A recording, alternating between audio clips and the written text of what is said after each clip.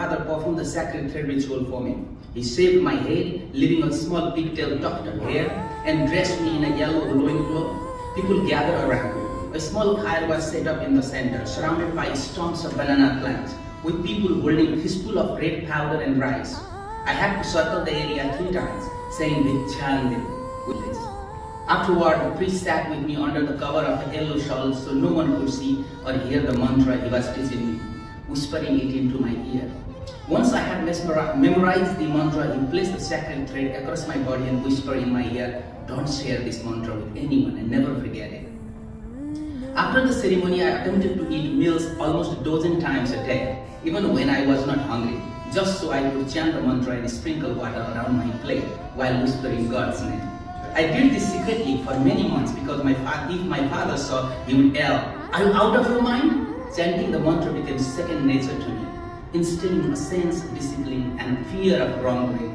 Now I have been living in America for more than a decade.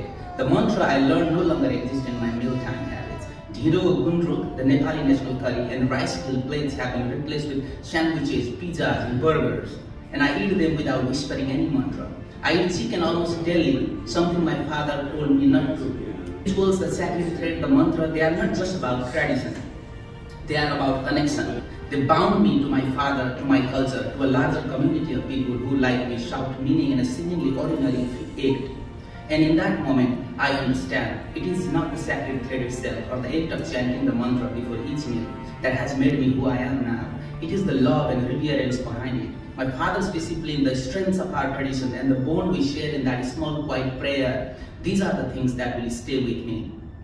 Even in this foreign land, even as I live a life vastly different from the one I knew, I can no longer wear the sacred thread, but the values it represents, the devotion, the mindfulness, the gratitude are still with me, perhaps they always have been. So, in the silence of my room, I whisper softly to myself, Anna Parmana Raksha.